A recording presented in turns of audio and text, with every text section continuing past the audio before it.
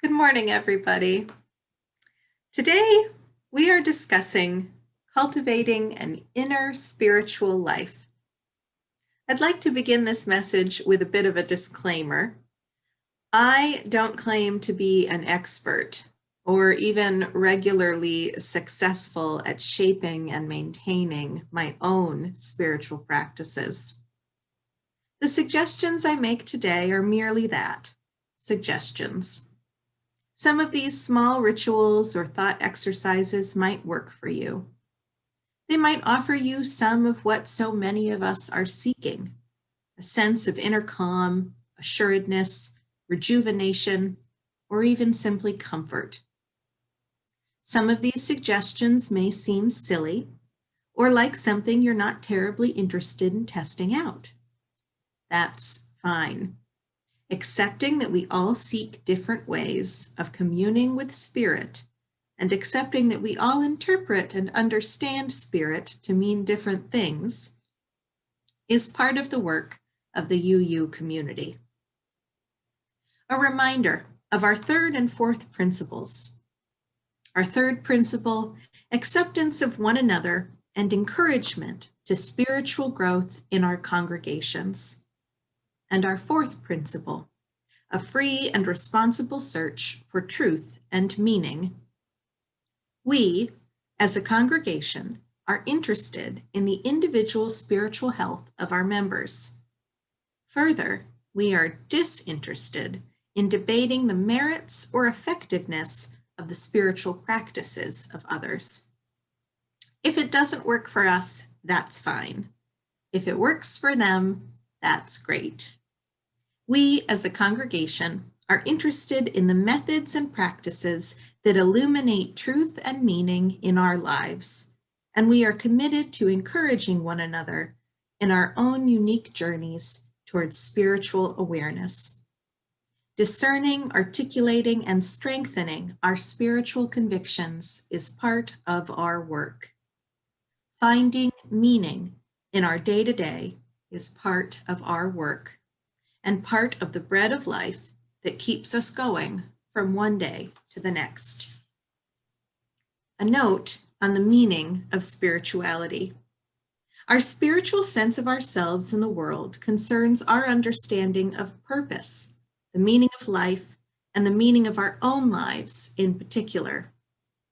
How we make meaning, or how we derive meaning from the events of our lives, our best and our worst experiences, our closest or most fractured relationships, our achievements or our failures. How these experiences influence our perspectives and our choices, or how they don't, is in essence spiritual work. Sometimes I refer to this as soul work. Some folks start to get a bit uncomfortable when I get going about soul work. Soul work suggests the existence of a soul, and some of you have expressed to me your skepticism that we carry within us an essence or a soul that is separate and eternal beyond our physical bodies. That's fine. Rejecting the idea of souls doesn't mean you reject the idea that life has any meaning at all. And if you do think life is meaningless in the grand scheme, then that's fine too, I guess.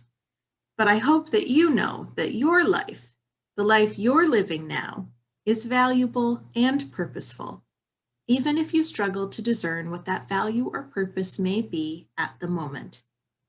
And if you don't know that, I urge you to seek out resources and community that will affirm that truth.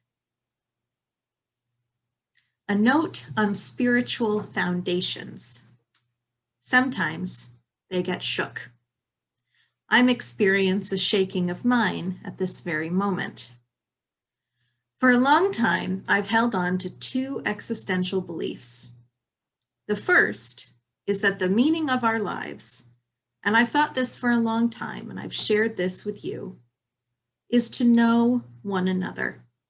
The meaning of our lives is to be in relationship with one another. To know and be known is how we recognize the divine in ourselves, in each other, and in the whole world. Now, my second belief comes before the first, and that is that people are, at their core, essentially good and essentially desire to bestow goodness onto others. So my two foundational existential beliefs, that people are essentially good and that life is for knowing that life is for knowing one another and helping one another, have become unsettled in these last 9 months. As a nation, we've witnessed the worst of individualism, a concerning tenet of American exceptionalism, people refusing to follow basic guidelines meant to protect one another, and our systems of governance all but outwardly encouraging sacrificing our most vulnerable so that no one feels pressured to even slightly inconvenience themselves for the good of the whole. In many ways, COVID has blasted a spotlight on the inequity of our capitalist system and has convicted me further in my belief that we desperately need to tear everything down and rebuild. That's a whole different sermon, and you've heard that from me a lot. So as the months have dragged on, I found myself spiritually and psychologically a bit unmoored.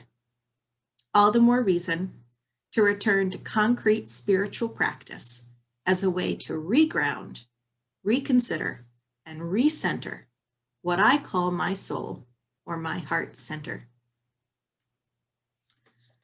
A note on the differences between spiritual practices and the merits of each. I've spoken a couple of times in a few of my sermons about Ram Dass, Western philosopher and former psychology professor. And I've spoken a lot about his ideas about what spiritual practice is, what the purpose of spiritual practice is, and how to cultivate it in our own lives. And I'm concerned that I'm misappropriating the quote.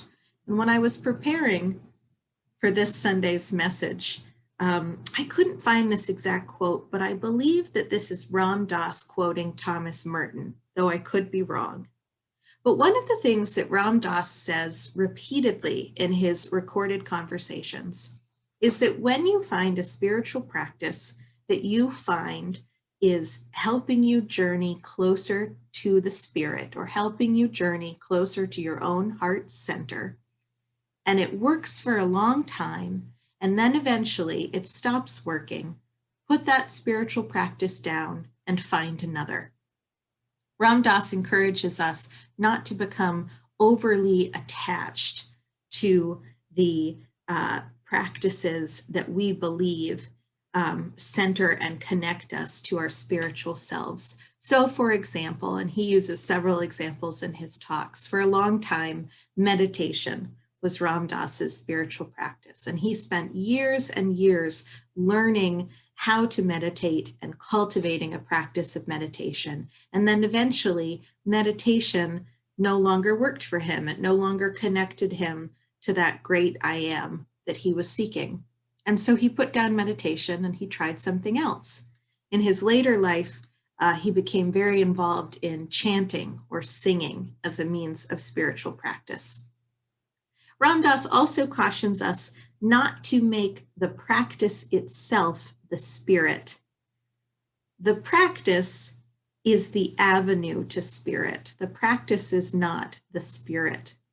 So if you find that you have made a token of, for instance, yogic practice or writing practice or prayer practice, and you start to feel like the practice itself is the spirit, then that's also perhaps a warning sign that you need to draw back and try something different. Here's a quote directly from Ram Dass. This is from some of his writing. Most of us are enmeshed in the world, and we get lost very easily in the stuff of life.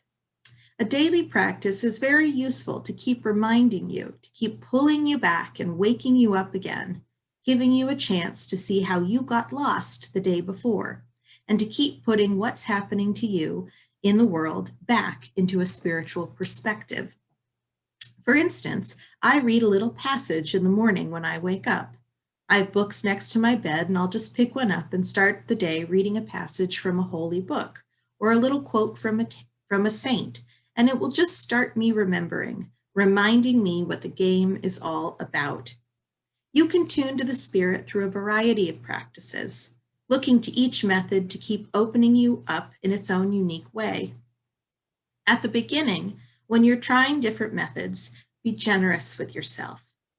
There will be a method that will fit your unique karma. If you come to a practice with a pure heart and a yearning to be free, it will reflect back the purity of your aspiration. Spiritual practice isn't a way to achieve anything or to get somewhere else. You're already here. You do spiritual practices because you do spiritual practices, not to get to some other state, but to get in touch with who you already are, to clear the dust from the mirror, to come more fully into the present moment. Whether you will be free and enlightened now or in 10,000 births from now is not the point. What else is there to do? You can't stop doing them anyway. Once you awaken to the possibility of the universe within, it's like a gravitational force. Don't get trapped in your expectations. Spiritual practices can themselves become obstacles if you become too attached to them. Use these methods as consciously as you can, knowing that if they are truly working, eventually they will self-destruct. So, with all of that in mind, I wanted to give a few examples of spiritual practices that I have used or that I use with some regularity to try to connect myself back to myself. For me, and I've been thinking about this a lot and thinking about how to describe this, I'm pretty adept at compartmentalizing, right? I'm pretty good at separating the thoughts in my head from the thoughts in my heart from my physical self. So I often find that I am separating these parts of myself off as a way to kind of cope with the noise and the chaos of the world. So if I stay mostly in my head, I don't have to think about my body. Or if I focus in on my heart and the desires of my heart, I don't have to think about what's happening in my brain. Or if I focus on just my body, then I don't have to think about my head or my heart. So I find that the way that I kind of exist in the world is a kind of coping where I'm cutting myself off from some part of my existence so that I can get through the day. And for me, spiritual practices are an intentional reconnecting of all of those different aspects of myself. It's a way for me to connect my head to my heart and my head and my heart back to my body, instead of living in this kind of separate and compartmentalized self-protective way. So I've been thinking about some of the things that I could do, some of the things that I do that I could suggest to you that you may find helpful or enjoyable or comforting. A couple of weeks ago, I gave a sermon where I talked about building an ancestral altar. Building an altar to venerate those of your relatives or people that have been dear to you in your life that have passed on, and lighting a candle and building an altar to remember them. I use candle lighting not just for ancestral altar work, but for all sorts of things in my day-to-day life. A lot of you have probably experienced, I'll get a text message or an email or a phone call from a congregant or a friend, and they'll tell me that someone that they love or care about is going through a hard time, or that they themselves are going through a hard time, or that they've lost a loved one, or they've lost a pet. And my response to them is often that I will light a candle for them. And when I say that I'll light a candle for them, I do that. I go and I light a candle. I light a candle and I think about the person that I've been asked to pray for or to think about. And I light that candle and I leave that candle lit for a long time. And every time I glance at that candle, I'm reminded of the person that I'm holding in my heart. And I'm reminded to put out some of that energy into the world, healing energy or loving energy in the direction of that person. I've been thinking also about the 7 principles and the way that the 7 principles for Unitarian Universalists can become sort of separate from our day-to-day life and our day-to-day practice, right? We can isolate the 7 principles into really just sort of lofty philosophical thought and keep them separate from our day-to-day life practice. But the 7 principles are meant for us to live them daily in practice. So I was thinking about candle lighting, and what if over a 7-week period, I apologize for my runny nose, what if over a 7-week period you designed a ritual dedicated to the 7 principles, and you started with the first principle, and every day for a week you lit a candle in honor of the first principle, and you made a little 2 or 3 minute ritual of reading the principle or speaking the principle out loud and lighting the candle. And then every time you looked at that lit candle, you reflected on that principle. Imagine if you took that first principle, our belief in the inherent worth and dignity of every person, and for 1 week, you meditated and you considered what that actually meant in your day-to-day life. Lighting the candle is the jumping point of the practice. So what if you spent the rest of that week reading articles written by journalists who were disabled? What if you spent part of that week donating, making small donations to charities that offer resources to the economically disenfranchised? What if you spent that week that started with the lighting of a candle, and then you spent the rest? It sounds like Chalaka. Joan is saying in the comments, it's a lot like Chalaka. Yes, it is. It's these 7 days or 7 weeks where you're reflecting on the principles of our faith, on the foundations of our faith. It's a lot like Chalaka. It's kind of a ripoff. I kind of ripped the idea off from our holiday. But what if you used candle lighting as a beginning jumping off point of ritual to expand your thinking and to expand your spiritual awareness in your day-to-day larger life? That's one spiritual practice, and it's an easy one. The second spiritual practice that I have is about mindful movement, mindful dancing. So I've talked about how I can be very skilled at kind of separating my mind and my brain from my physical body. I can spend a lot of time ignoring the fact that I have a physical body. I have a lot of different reasons for that. Very few of them are healthy, but it's something that I'm skilled at doing. And I find sometimes I just really desperately need to get physically back into my body. And so I'll dance. I'll find a song, or maybe I'll even just move silently and kind of intuitively. Most of you know that I did my undergrad work at Bennington College. Bennington College is a very alternative liberal arts school, and it's very renowned for its not improv dance, although improv dance, for its dance program, for its kind of strange alternative dance program. And in so many of the dance classes that I took when I was at Bennington, we would begin the class with a just 5-minute practice of intentional, mindful movement. It was a way to kind of get us back into our bodies, to flow some energy out, to just kind of get yourself centered and ready to dance for the next couple of hours in class. So if this is something that I need, if I need to do, if I'm feeling disconnected from my body, if I just need some energy, if I've got like an emotion or something that's kind of stuck in me and I need to push it out, I'll put on a song and I'll just dance. And I have a couple of songs that I really love to dance to. Or maybe I'll just roll out a yoga mat and I'll just kind of very gently and very slowly stretch.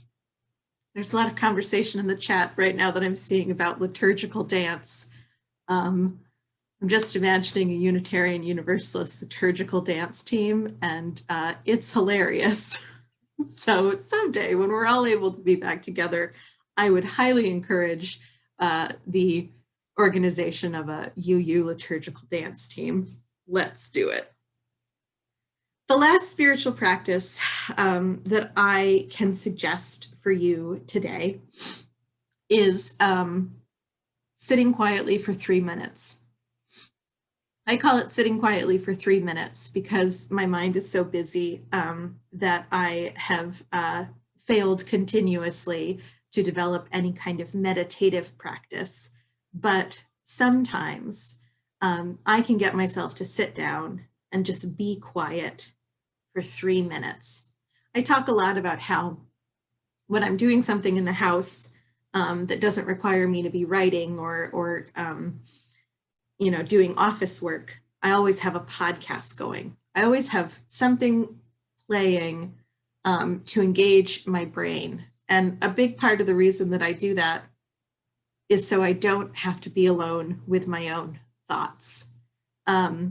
That was brought to my attention a while ago, and it was really kind of astonishing to me that all of this content that I was filling my ears with, where I thought I was like learning and engaging, like doing intellectual work, might actually be because I just can't quite stand silence, because it means that I'll have to focus on what's really in my brain. So sometimes I'll just sit and I'll set a timer, 3 minutes. You can do anything for 3 minutes. I'll just sit for 3 minutes quietly. I'll let the thoughts come and go as they may. I'll breathe. I'll feel whatever I'm feeling in my body or in my heart, and I will just be. And sometimes 3 minutes feels like 3 hours, and sometimes 3 minutes feels like 1 minute. But I often find that after forcing myself to settle and to sit and to be alone with my own thoughts, I come out of those 3 minutes a little bit calmer, a little bit more centered, and a little bit more in touch with my spiritual sense of the world. Those are a few that have worked for me. Jeanette says, give yourself a timeout. That's really very much what it is. I need a timeout. I don't sit in a corner and face the wall, but I might as well. Those are a few things that have worked for me. And I know that I've heard from others who have their own practices, and I'd love for all of you to engage in that conversation through the week. If you have spiritual practices, or if you have things that you've kind of done for a long time that you've never really thought before, oh, maybe this is a spiritual practice. Maybe this is something that I've been doing as a spiritual exercise for a long time and I never knew it. Please share it. The chat has been going crazy during this message. I haven't read all of it. I can only imagine what you've all been talking about, but I've clearly sparked some interest in the discussion. So go ahead and share that on our Facebook group this week. Share it with each other. Continue to share it during our coffee hour period after this service. And give yourself this time, this week, and the weeks going forward, to get in touch with your heart center and to find a way to settle and to recenter and to keep on going, to keep on keeping on. Times are tough, beloveds. Times are weird and out of our control and tough. It is so easy to feel adrift and uncentered.